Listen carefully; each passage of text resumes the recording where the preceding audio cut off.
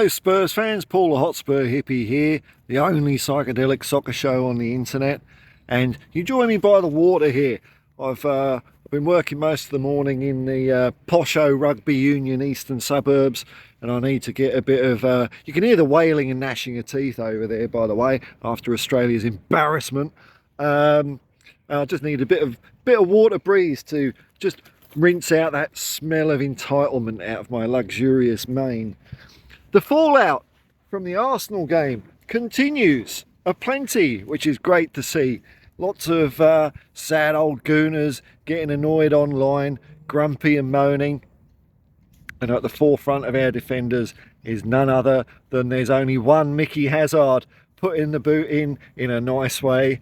He's a proper Tottenham player. I used to love watching him play. Gutted when we let him go to Chelsea, because then Glenn Hoddle left. And then we could have done with Micky Hazard, but he came back. Ozzy got him back through the door. So it's a nice way for Micky Hazard to end his career where he belongs, at Tottenham Hotspur, by far the greatest team the world has ever seen. Now I'm seeing a little bit of disturbance in the Spursosphere about Ange Postecoglou's substitutions during the North London derby. And I disconcur with that. Everyone seems to be content with the Maddison substitution, because he did look like he'd give his knee a bit of a flex. So we want to be careful with that sort of thing. Just going to recline a bit. It's quite comfy here. I found a nice little rock to lie on, and I think we've got to give the manager, the gaffer, a bit more credit than perhaps a few people are giving him at the moment. The main question mark seems to be over the substitution of Son Heung-min, and I think that's the right way to say it. I looked it up the other day, because I keep on saying Heung-min Son, and I think that's the wrong way around. So I'm going to say Son Heung-min unless someone corrects me, because I want to get it right, because he's our captain. And well, he's a human being, so try and get people's names right, say. But the thing is, we don't know what Ange and the team at Tottenham know. Let's just assume that there's lots of sports science happening. I think there's probably maybe less of a factor in decision making than we might be thinking to believe sometimes. Maybe we're just going by our eyes. I know that from past, Ange builds his training sessions around high intensity, around about 70 minutes, or whatever he feels that gives you the same intensity as a game of football. There's no point in really going longer, there's no point in going shorter. So they would have seen during training sessions the limit at which players are reaching at the moment, the limit. And assuming that Son Heung-min, Sonny, I'll just say Sonny, I think was carrying a little bit of a knock, then I think it's fair enough to bring him off. I don't think it was sacrificing the game or anything like that. We got 1 point instead of 3. And as I was grooving along last night to BB King, Never Make a Move Too Soon, I was thinking, well, the Premier League, you don't want to make your move too soon in that either. We're only 6 games in to a 38 game long season. It's a marathon, not a sprint, as Bill Shankly said to the Nottingham Forest players. And I would rather us try and keep our players in a good form of fitness as much as possible than to burn them out straight away and have them miss entire games. Now, bringing Sonny off at that time saved about, I don't know, what did he come off in the 60th minute? I can't even remember. Let's say it was the 60th. If it was more or less, do the mathematics. That saved him 40 minutes, which might come in handy later on in the season when other teams are getting tired. So I'm fully behind what Ange is doing. He would know what the story with the players is. The other benefit it gives you is the wind picks up a bit. Lovely. The other thing it gives you is plenty of minutes for our bench. Now, I understand, we all understand that the options off the bench, we can't be as dominant as we can be with the likes of Maddison, Son coming up straight away. But it's giving them minutes, it's giving them practice. And to be fair, Richarlison and Pierre-Emile Højbjerg are both improving. Pierre-Emile Højbjerg especially, I think. Well, not especially, but I notice he's playing more forward. Now, he's not quite getting there yet, but his intent, his head is actually is in the right place. He's getting into the groove of it.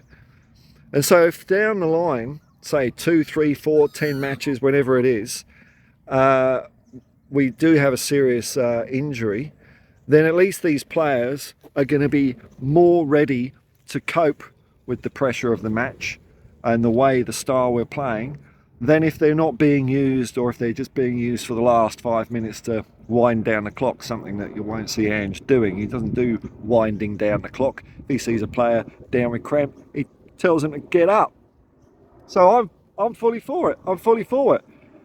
It's a sprint, not a marathon. Who knows what sort of position we'll be in at the end of the year, what we'll be challenging for. I think it's going to be more than just top 4. You mark my words, the way we're going. Now, when you look at teams we've been playing, on the other hand, that perhaps haven't got the Postecoglou nous or the Mile Jedinak, the Mile Jedinak nous, they need to open a new, they need to open a new wing of the hospital somewhere in Chelsea, don't they? Look at the state of them. How many injuries have they got? Arsenal are carking it. And I saw, I haven't watched it, but I saw old Jacob at United Spurs of America, which I believe is United States' #1 Tottenham Hotspur fan channel. Well done, Jacob. I saw the headline, something like, we caused Arsenal injuries. And well, I did a bit of a live stream yesterday, and someone else had I think is along the same sort of lines. Got me thinking that perhaps one of the reasons why Newcastle managed to absolutely blast Sheffield United into outer space 8-0 was because we softened them up a bit. I think our style of play is going to continue to cause teams that kind of worry. Maybe it's tinfoil hat time. I haven't got my tinfoil hat, but I'll just pretend I've put a tinfoil hat on. When you're playing on the front foot and you're going at people, the sort of angles you're running are probably going to be less conducive to muscle strain and tear, at least, than if you're on the back foot being faced with that. If you're being pressed and you're backpedaling, you're twisting and turning more.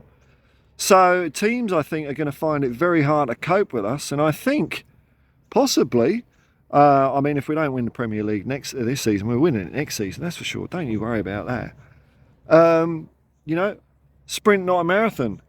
It's part of the, if Arsenal and our rivals, they face us and they come up a bit short for the next week or maybe the next 2 weeks, there's more of a chance of them losing points against whoever they're playing afterwards than Tottenham. So it's definitely playing in our favour. So I think it's all full steam ahead as far as the way we're going, the substitutions. We're an injury away from something ourselves, but don't forget, we've got Bentancur coming back before long. Bentancur. So we're going to have, forgive me, Pierre, I'm just going to remove you from the midfield list at the moment. But you'll be back, don't worry. We're going to have 4 midfielders going for 3 places, 4 top quality midfielders. In the January transfer window, if we add 1 more to that, we've got 5 going for 3 places. Our midfield is solved. With 1 more defender, maybe Ashley Phillips coming to the fore, our defence is looking very good and more injury proof. And up front, we've got a whole bag of options as it is. So, I think just be a little bit calm. I think, I don't think we threw away the game against Arsenal, just like the game against Fulham, which people are still going on about. Who cares about that anymore? But we're managing. I think Ange is doing a really fantastic job of managing the squad for peak 38 game performance. And that's what we're talking about at this club now. We're talking about doing something special. We're not just talking about scraping in at 5th or 4th. We're going to be going a bit harder than that, folks. This is just the start. We're only getting better. It's full steam ahead, and I'm all aboard the Ange Postecoglou choo-choo. Until next time, folks, peace and love, man. Peace and love. And come on, you plane. It's Qantas plane. Boo, Qantas. Price gougers. Peace and love, man. Peace and love. And come on, you Spurs.